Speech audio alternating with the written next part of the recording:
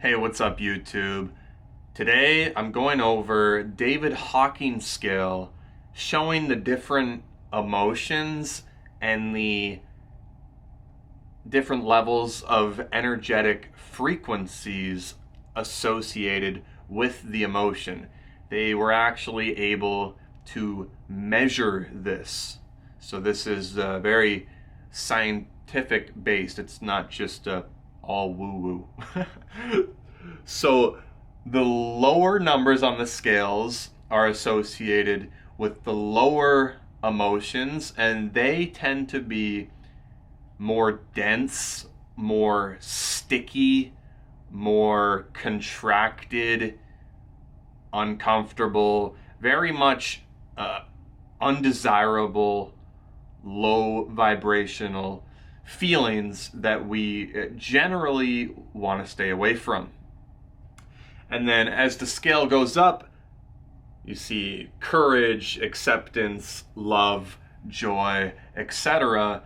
These are much more authentic, expanded, enjoyable type of emotions that we all love to be in.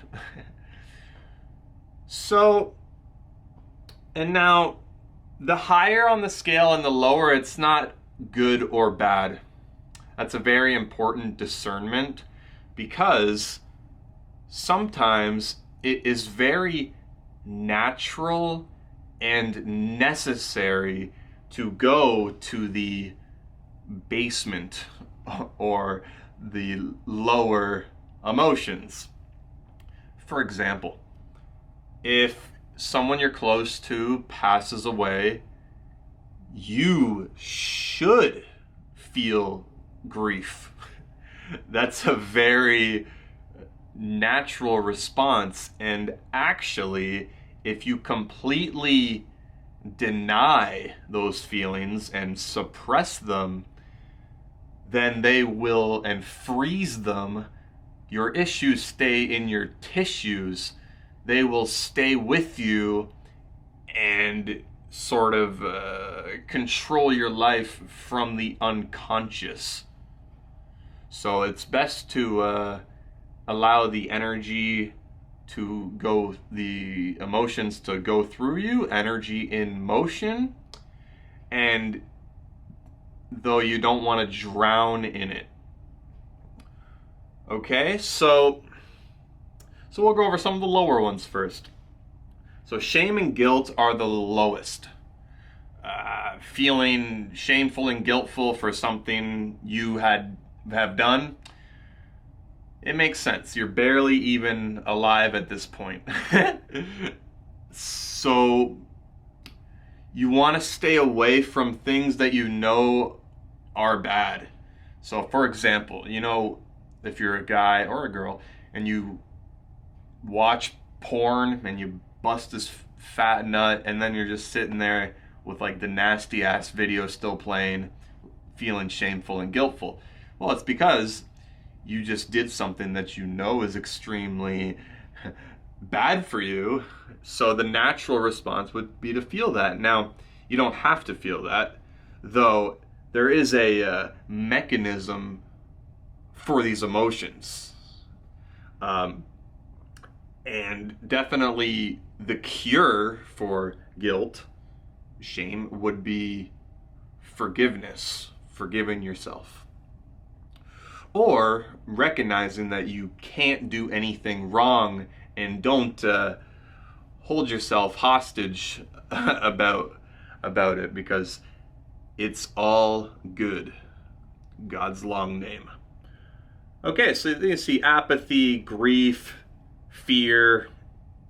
So interesting how fear, a lot of people in the lower density mass consciousness are operating here. And the sages and the yogis and the masters, they always talk about how fear and desire lead to suffering. Desire leads to suffering because pain and pleasure are very interchangeable, and oftentimes the seeking of fulfilling these desires leads to pain in the end. Anger. So anger is actually pretty high up there. At least you're expressing something. Pride. And now I changed the color to the green because now we're in the positive, basically where you want to be at. And that starts with courage. So being courageous, knowing fearless, knowing you're invincible, and breaking through the thin walls of fear and having courage. Now, this wasn't on the chart, though I added it because I know how important it is, and I would imagine it'd be somewhere around here, or maybe here. Forgiveness is the key, because a lot of times, like anger too, is associated with holding on to a past hurt, whether it be it not forgiving yourself or others.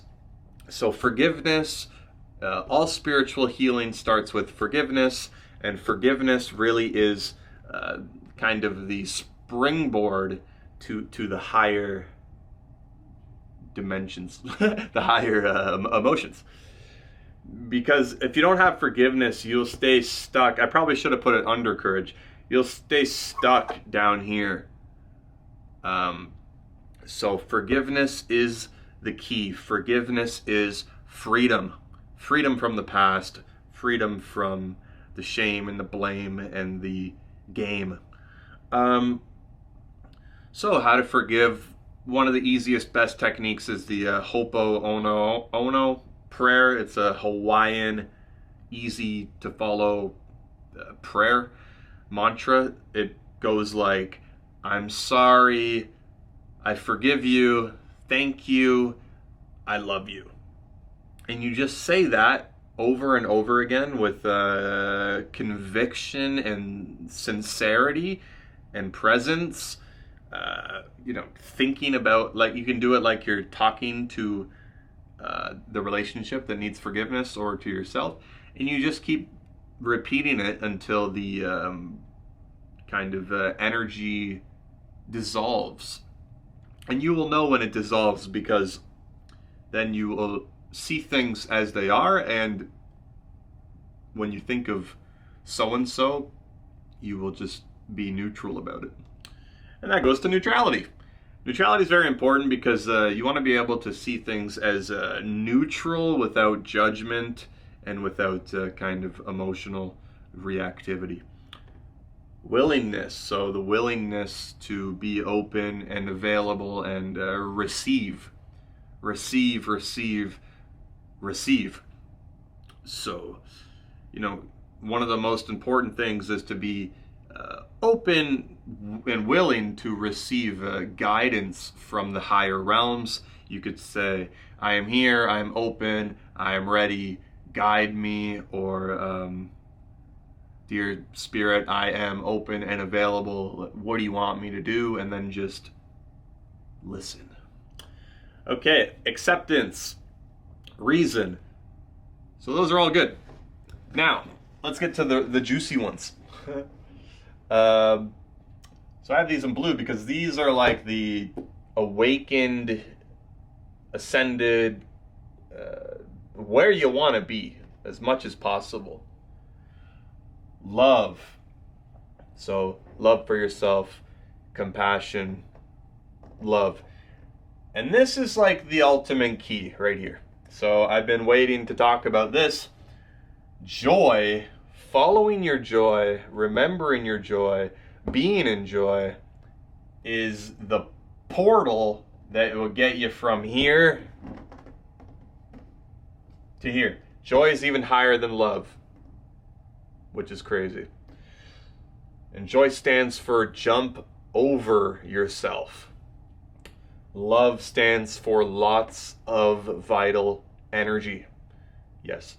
So joy, like I said, do things to bring you joy, be in joy. The thing about joy is it's an emotional state that you can uh, activate really easily, and you can like remember it and activate it. It's really simple. Anyone can do it. It's not like a big spiritual thing. No, no. Like you see kids are InJoy most of the time. Uh, so, like the easy technique is like just play your favorite music and like vibe out to it. That stuff like that. Do things that bring you joy, like Archangel Zadkiel. My old teachers Shri and Kira used to always say, if it doesn't bring you joy, then why are you doing it? Right? So joy, joy, joy. It's the portal to the higher dimensions. And then peace. Yes, peace. So peace, that's something that we're all looking for. I find the best thing for peace is detaching and not being in the mind. My teacher Sri Ramka would always say, you have to pop. So like, you can either drop or pop. So I haven't experienced that too much though. Keep that in mind. You want to pop, and then you can kind of stabilize and sit in the higher realms like peace, love, and joy. Okay? I would say joy is like the ultimate key. Joy and forgiveness. Now here, these are the really high ones, 700 and up. I wrote, people say enlightenment. I put ascended consciousness. When you've gone to the basement and you've done your inner work, when you've gone to the basement and cleared it up, you easily have a more natural capacity to be lightened up, because you are lighter in those higher states of consciousness. So it's extremely important to do the shadow work and in healing yourself, so you can more easily rest in the peace and the ascended states of consciousness. Ascended consciousness is associated with things like an all that is focus, seeing the divine at all times in your daily life, divine neutrality, connection with the higher realms, with your spirit family, with spirit, with God, detachment from thoughts and the external world, not attached to outcome. Another thing I probably could have put on there would be gratitude, because gratitude, like joy, is a portal that raises your altitude very easily and very high. So gratitude, change your attitude, raise your altitude. Like my teacher, that I asked him, what's the most important thing to be spiritual? And he said, gratitude. So simple and effective. So I'll give you a technique now that you can easily raise your altitude, other than all the things I had mentioned previous. So the breath and the heart are the two most key things to anything spiritual. So sit up straight, hand on your heart, inhale through the nose, exhale through the mouth, deep breath into your chest, your heart center, and on the exhale, smile and kind of exhale a sigh of relief, release, relief, sort of like all is well, I love myself. So you go like this.